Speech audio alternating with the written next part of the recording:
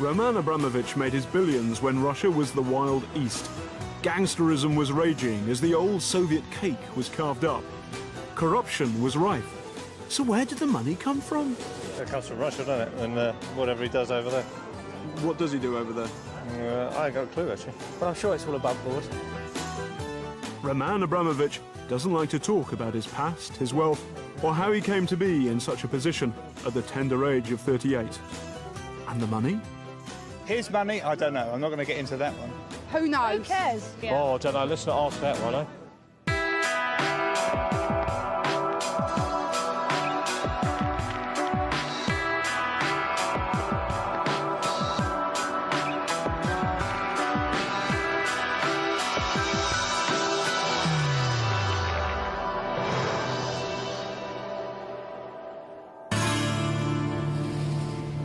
Siberia, 5 million square miles of nothing very much. For much of the year, it's a frozen wasteland. But to understand the revolution in English football, I travelled 1,400 miles northeast from Moscow to just south of the Arctic Circle. Out here, in what is the middle of nowhere, is the source of Abramovich's wealth: oil. Beneath me, about 2 miles beneath me, is where the money came from to buy Chelsea Football Club. Roman Abramovich is the main owner of Sibneft, the Siberian oil company, which is one of the biggest in Russia. It alone pumps out 700,000 barrels a day, and that's worth a bob or two in anyone's language.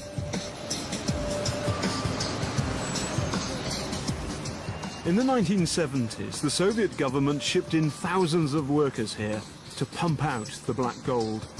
Think of a subpolar Peckham or Middlesbrough on ice, and you've got Novosibirsk. Since Abramovich's Sibneft company took over, they've tarted up the decor. At minus 30, the only things that aren't frozen are your assets. Pay is good, but even here, people question how come a tiny handful of billionaires like Roman Abramovich got their hands on Russia's oil. Natural resources were our country's strength, but all of it was given to private individuals. A few people now own it all. The top people own all the natural resources, the forests, the land, everything. But what about the ordinary people? No one knows what will happen to us. We don't even know how we'll survive. But Abramovich is nothing if not a survivor. So what drives him? Roman Abramovich's mother died when he was still a little baby, and then his father died in an accident. So Roman was brought up as an orphan. His childhood and his school years were in Ukhta, a very small place, almost on the polar circle, that's way up north, kind of a place where people perish. But the young Abramovich fled the frozen north and pitched up in Moscow, just in time to witness the death throes of the Soviet Union. As communism collapsed, Abramovich went capitalist. He flogged, they say, anything and everything, from car tires to cuddly toys. The early 90s were wild times in Russia, as a new breed of fabulously wealthy businessmen was born: the oligarchs. One of the first was Boris Berezovsky. In the old days, he'd been a star mathematician. Then he swapped calculus for car dealing. Our company created a market for the car business in Russia. At that time, I opened the dealership of Mercedes, of Volvo, of General Motors, Chrysler, Daewoo, Honda. And we were leading dealer in Russia. Early on, the oligarchs realized that to make money in the new Russia, it's not what you know, it's who you know. By '95, Berezovsky was a key member of what was nicknamed the family.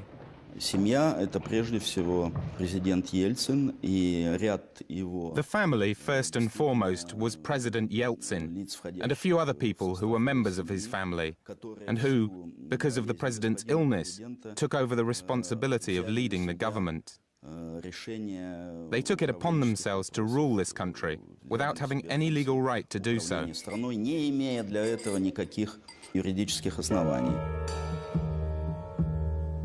At the age of just 28, Abramovich, seeing his chance of making millions, hitchhiked a ride on Berezovsky's coattails. Abramovich asked me to introduce to Mr. Yumashev. That time Yumashev was very close to Yeltsin, and later on Yumashev became head of administration of Mr. Yeltsin, and later on Yumashev became husband of Yeltsin's daughter, Tatiana. Abramovich was called the family's wallet. Mr. Abramovich, Tatiana Dyachenko, and Mr. Yumashev were the inseparable trio who had a huge influence on national politics in this country. When people said that Abramovich was the Yeltsin family wallet, what did they mean?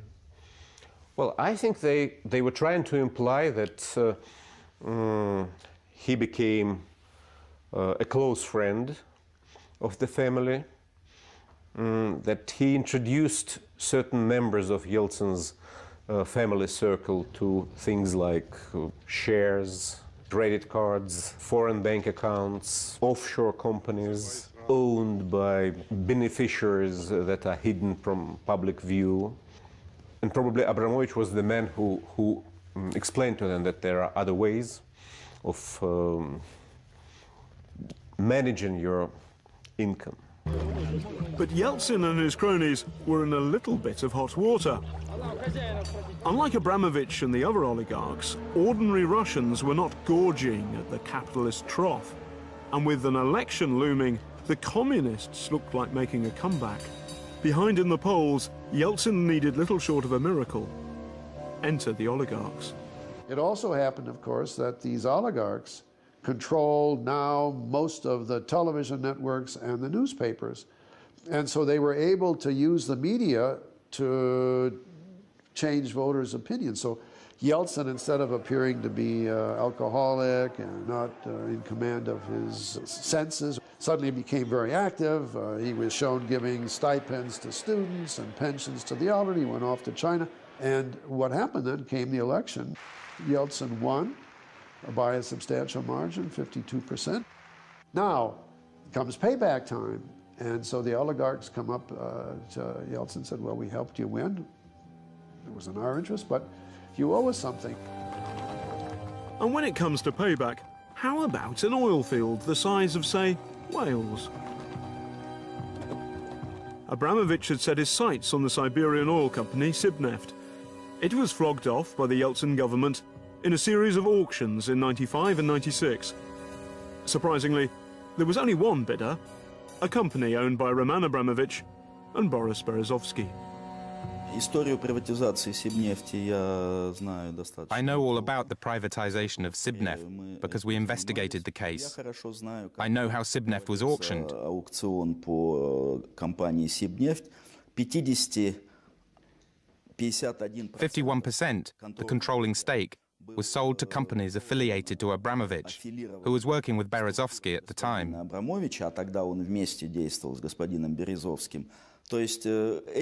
The whole auction was organized by companies associated with Abramovich and Berezovsky. It wasn't a real auction. It was his closeness to the family which enabled Abramovich to acquire Sibneft. He would never have acquired it otherwise. Sibneft, now worth $15 billion, was auctioned for just $150 million. Abramovich and Berezovsky insist that no one else was prepared to take the gamble, one which was to earn them a markup of 10,000%. Abramovich's spokesman, John Mann, says that his boss was just in the right place at the right time. Well, I mean, I'll give you a great example. In Moscow, in 1995, you could buy an apartment for $10,000. An apartment in Moscow today will cost you $2,000 per square meter. So anyone who bought assets in the mid-90s, and like I was saying, if they were able to turn them around, they were able to add value to them, those assets are now worth more. And the great amount of wealth that's attributed to Mr. Abramovich and to some of the other major businessmen in the country is not liquid cash, it is their shareholdings in companies that bought for less money, turned around, and made more valuable. In fact, Abramovich has converted much of his worth into liquid cash, bucket loads of cash. Since 2000, Sibneft has paid astronomical dividends. Dividends are what a company pays to its shareholders. They're like interest on a building society account, except they are the profit being paid back to the shareholders. Now, very often dividends are of the same sort of rate of return as you might get on a building society account, but not in Sibneft. In Sibneft, it's been paying out dividends of up to $1 billion a year. So whoever's receiving these dividends is getting pretty wealthy on the back of this. We produce consolidated accounts that are completely transparent and show where all of the money from all of the oil we produce goes and how it's, and what taxes are paid, etc. I think Sibneft's been very transparent. Transparent, he said. But when you start looking beneath the surface, then things become a little bit more murky. According to an investigation by the Russian Audit Commission, in 2001, Sibneft paid out $1 billion in profits to 5 companies, all of them with some distinctly un-Russian sounding names. Carbon Row, Craven, Gemini, Marticello, White Pearl. So what exactly lies behind these fancy sounding names? Well, funnily enough, the answer to that question lies here, in sunny Cyprus.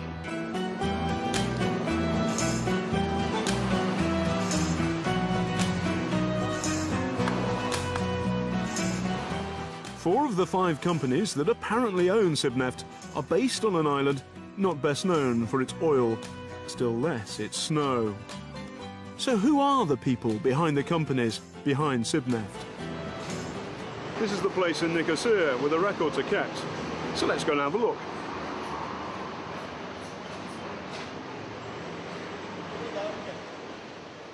The first of the 4 companies I decided to look at was Carbon Row Limited. And that's the number of the company. So who owns Carbon Row Investments? Merit Service Trustees Limited. Question is, who owns Merit Service Trustees Limited? Merit Service Trustees, I want the owner. This one, Dimitris Ioannidis. Even I can read this. Dimitris, yes? Yes. And this is Ioannidis? Ioannidis, yes. Certified accountant. He's a certified accountant, yes. Okay. The biggest shareholder. What's the office address? The registered office? Chrysanthou Milona. Chrysanthou Milona. Number 3. Yeah. Limassol. Limassol. Let's go find Dimitris.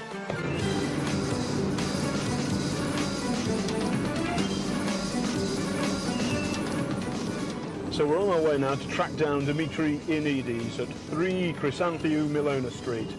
On the face of the paperwork, he appears to be one of the world's richest men.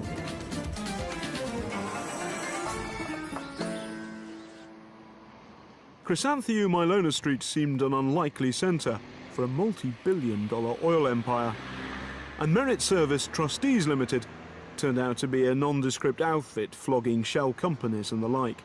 It's not immediately obvious why it should be advertising its wares in Russian. Hello, hi. I'm looking for Dimitri Ioannidis. My name's John Sweeney, I'm from the BBC. You have a meeting with him?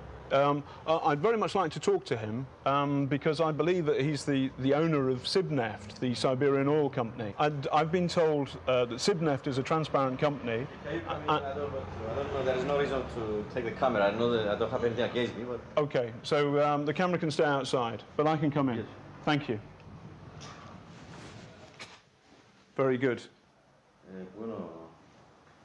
The man on the door at Merit Service phoned up Mr. Ioannidis to see if he wanted to meet me.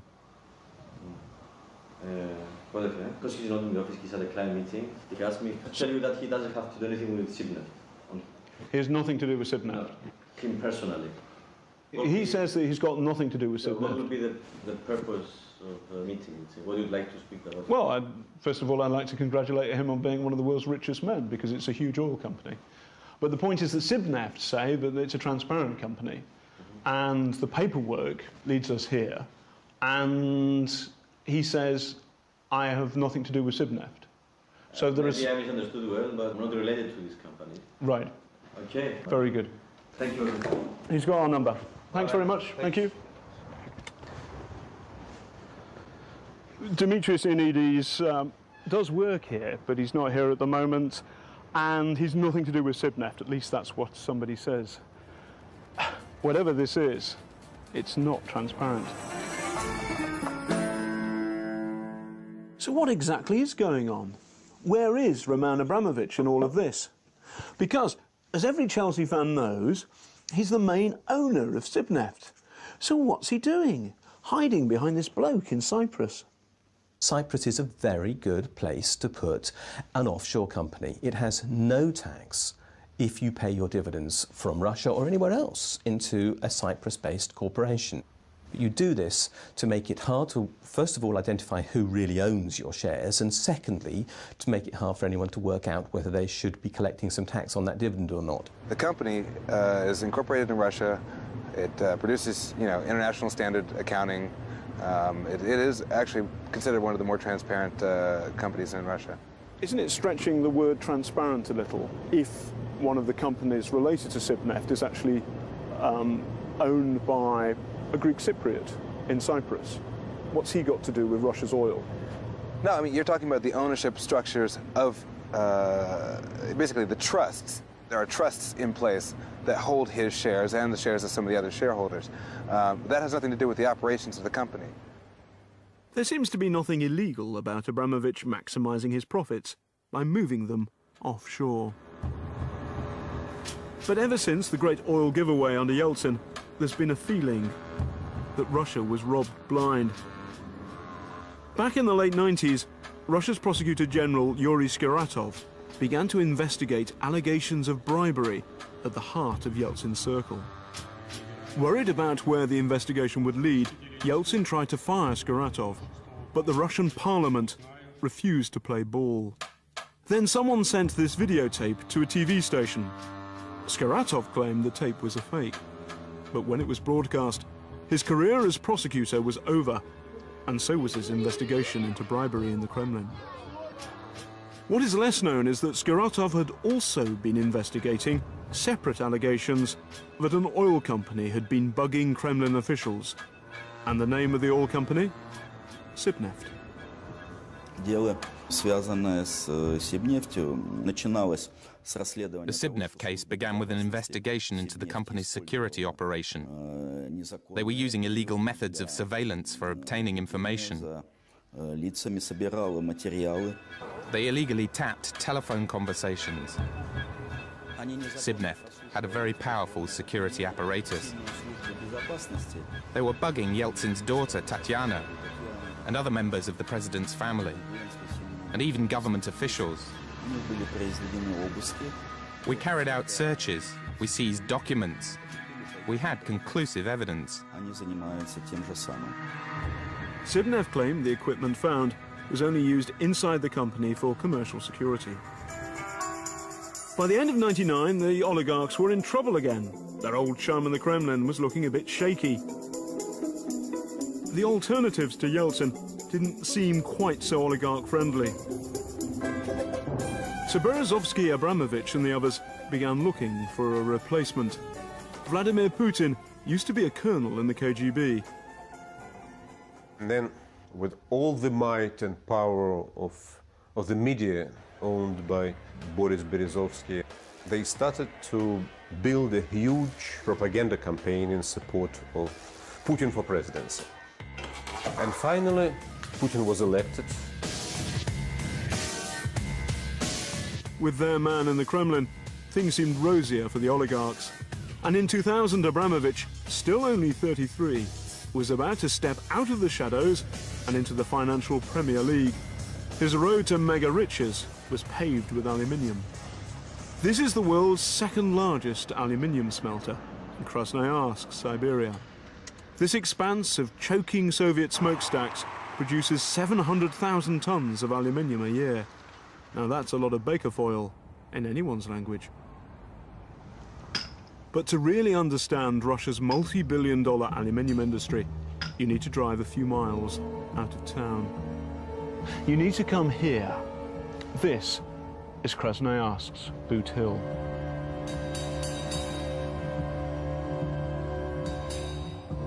It's the final resting place of several executives who got in too deep.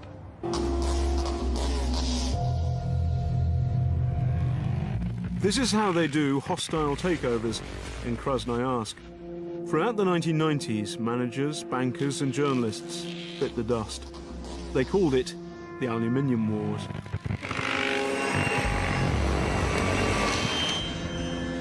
One of the men at the center of the allegations of murder and gangsterism is Anatoly the Bull Boykov. The former local PE teacher and his associates leapt at the business opportunities of the new Russia. They cashed in when Krasnoyarsk's aluminium smelter came up for grabs and made millions of dollars. But, like all entrepreneurs, he had to live with the competition. How many times did someone try and kill you?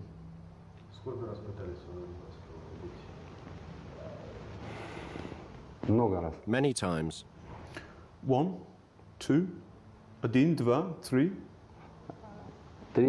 3, 4, maybe 5 times. They tried to blow up my car. They shot at me. Well, they planted car bombs. Another time they tried to assassinate me by shooting me. But I think God is with me. Who sent the men to kill you? I can't tell you exactly who these people were. Maybe just someone who didn't want me alive. There are a lot of people like that. Out here in the Wild East, communism had given way to a violent form of capitalism. As the would-be metal barons fought to get control of the aluminium business, worth billions, there were few rules and little mercy. Every big player wanted a piece of the action. This was a Russian-style industrial war, where you took plants for nothing. In the Western world, when there is a hostile takeover, this means that you are paying more for the shares. In Russia, it means you are paying nothing. Meanwhile, Boykov, having survived the cut, thrust and car bombs of the aluminium business, had become chairman of the board of the Krasnoyarsk smelter, and some think of a local celebrity. But his stock fell when Boykov was politely asked to help police with their inquiries, Russian style.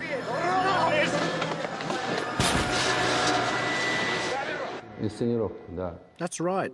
I was arrested twice, once for attempted murder and the second time for a conspiracy to murder. But the murder was staged in order to stop me from getting into local politics. He was convicted of conspiracy to murder, but Boykov to this day claims that his arrest was a setup to force him to sell up. Who wanted to buy your share of the aluminium business? Russian aluminium. And who owns that? Who owns that? At that time, there were a number of people. It was Roman Abramovich, Boris Berezovsky, and Oleg Deripaska. While Boykov languished in jail, a new company emerged as an even bigger beast in the aluminium jungle. Suddenly, Abramovich had become a player in the aluminium business. Backed by the power of the Kremlin, he bought out the warring factions. With fellow oligarch Oleg Deripaska, he formed one of the largest aluminium companies in the world. The deal was to net Abramovich, some claim, $2 billion. There's no suggestion that Abramovich had any part in the aluminium wars, but after Russian aluminium took over, the killing stopped. It is true that since they came to control their industries, the industry that they control, the killings, the contract killings, murders, and many other unpleasant things never happened again. There was a blood trail that ended since Deripaska and Abramovich took over. But it must follow, then, that Deripaska and Abramovich are actually more powerful than the gangsters. Well, good observation. They may be more powerful than the gangsters.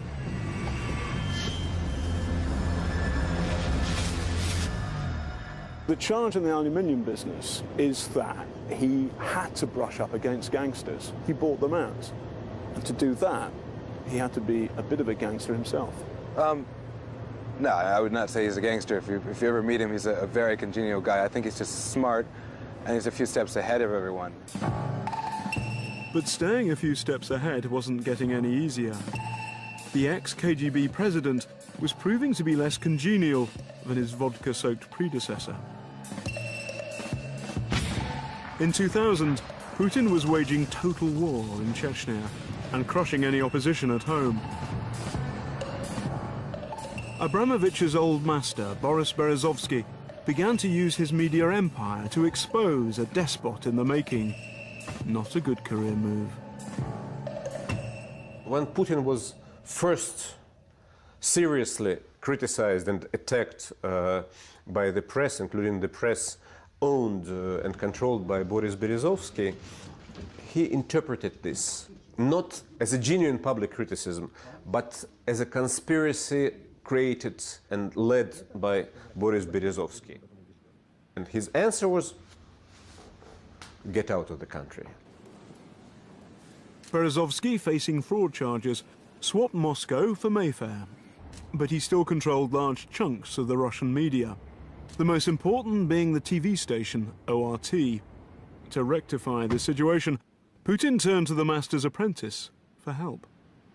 I left Russia. Abramovich traveled to France and asked me to sell ORT shares. And Abramovich came and said that he came from Putin,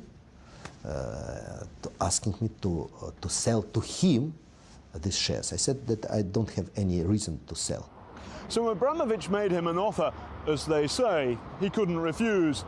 Sell this company to me at below market value, or you'll be in deep trouble with the president of Russia. Berezovsky was safe in London, but he had a friend, Nikolai Glushkov, in jail in Moscow. And he alleges that Abramovich offered Glushkov's liberty as part of the deal.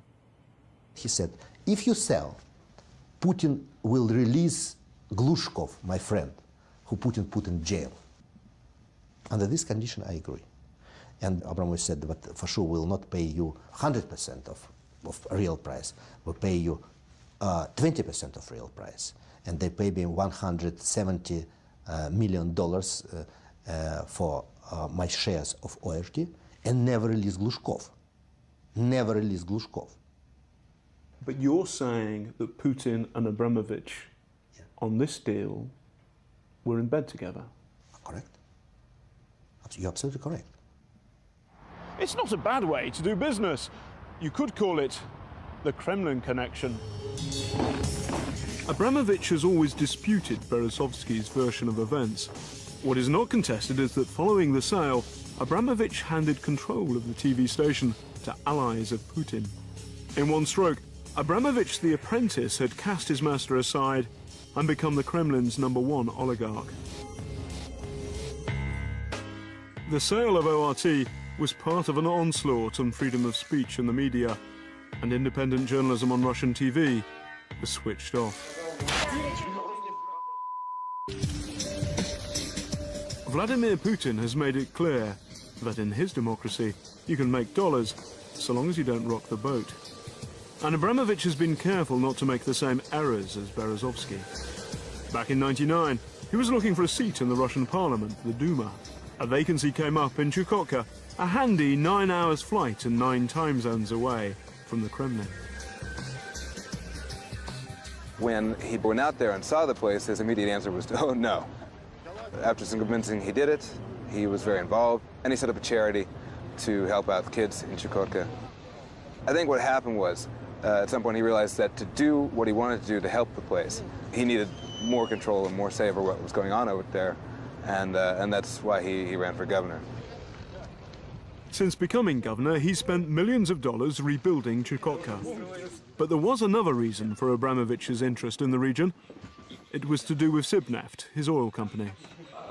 Sibneft isn't like a Western oil company in very many ways. I've looked at the accounts of quite a lot of Western oil companies, and one of the things that characterises them is quite high tax payments. They quite often pay more than 30%. If we look at Sibneft, that's quite different. They're paying on their 2003 accounts about 7.5% corporation tax, the equivalent figure in their accounts. Now that's a very low rate of tax. And that's where Chukotka came in. From Siberia, the Sibneft oil was sold at knockdown prices to companies based in Chukotka. The enterprising Chukchis then sold the oil back to Sibneft's refinery at a massive profit. Sibneft then paid tax on the profit in Chukotka. Except in Chukotka, there was no local tax. So it serves as, as a tax haven, as a political base. But in the meantime, also, Abramovich gets credit for being humane, for helping the local peoples who do vote for him because they, here comes Santa Claus. And just like Santa Claus, Abramovich brought his reindeer, hundreds of them, flown in to help the local population. The native population there breeds reindeer, and the reindeer herds were down to about 20% or 25% of what they were at the beginning of the decade, because people were starving, they had to eat them. So the reason he went there wasn't because there was a huge tax break of enormous benefit to him. It's because he wanted to help out with the reindeer. I think it was a new project for him. At that point, he was already a very well-to-do businessman. It wasn't tax, it was the reindeer that... I'm not saying it's the reindeer, but I think he wanted to help the people. Yeah, we got tax breaks, but that money was reinvested. And if you got to Chukotka now, you'll see really substantial change in the quality of life for the average citizen.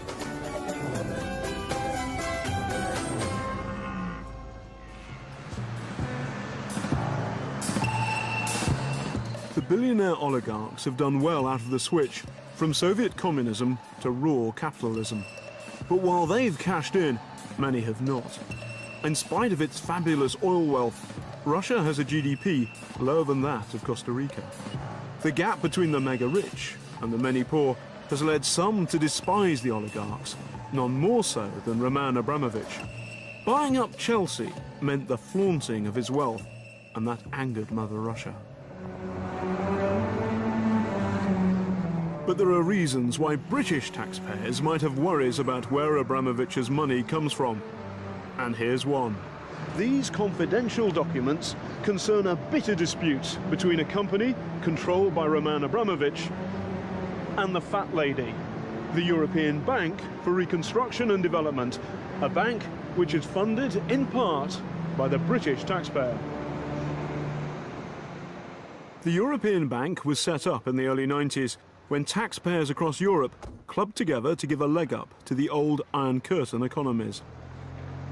By 1998, I'm going to have to pay attention here, the European Bank had lent millions of dollars to a Russian bank called SBS Agro. 7 years on, and that loan to SBS Agro is still causing a lot of aggro. The European Bank, not being daft, had demanded collateral for the loan. SBS Agro pledged another loan worth $14 million from a company called Runicom SA. And this is where Abramovich comes in. Runicom SA earned millions of dollars selling Sibneft's oil abroad. The company was based in Switzerland. In 1998, Russia was hit by a financial crisis. Loads of Russian banks, including SBS Agro, went into meltdown.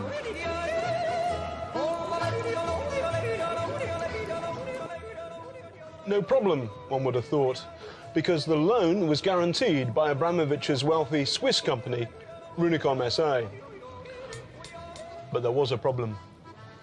Because when the bank asked for the money, Runicom SA said, "Oh, cheese." Concerned about the prospect of losing millions of pounds of public money, the bank started an investigation. They discovered a previously unknown connection between SBS Agro and Abramovich's oil company, Sibneft. And the bank was astonished to discover that the lucrative oil business had been transferred from Runicom SA in Switzerland to another company, this time in Gibraltar, called, wait for it, Runicom Limited.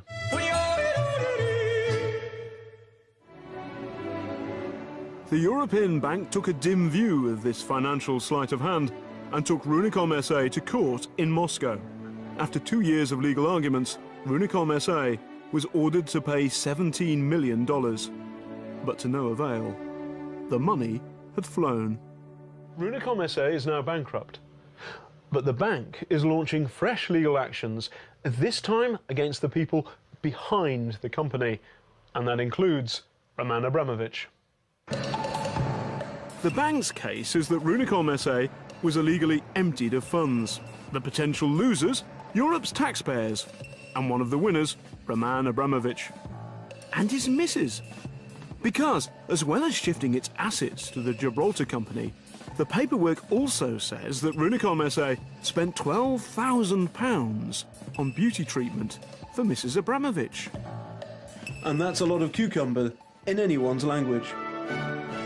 Abramovich and the directors of Runicom SA vehemently deny the charges and intend to fight the case. The European Bank maintains that it is owed millions of dollars, and the bank is owned in part by the British taxpayer. And this story ain't over until the fat lady sings.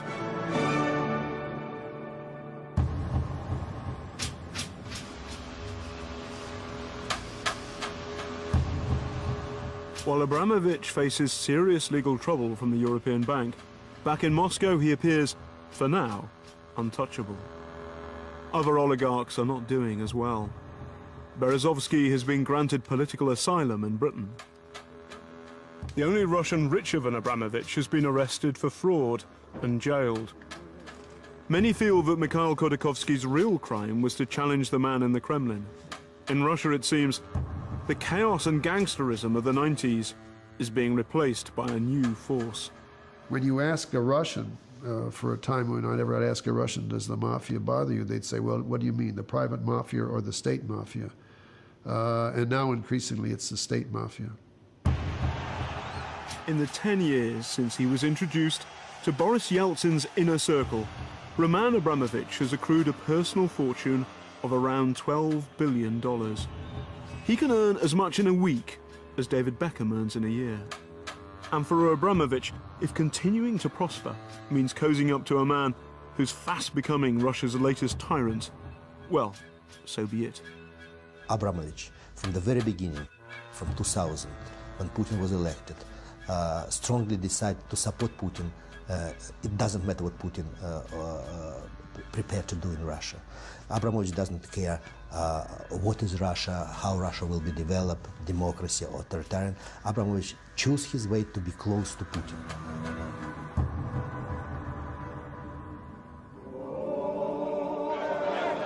But on a wet Wednesday night at Stamford Bridge, the troubles of Russia are a world away. Does it matter where the money comes from? Not if we're successful and if we're winning, no. No, it don't matter. As long as Chelsea win, I don't care. As long as we've got the best team in London, that's all I'm worried about. Doesn't really matter to me where it comes from. Roman Abramovich, what do you think to him? He's an arsehole, we're West Ham.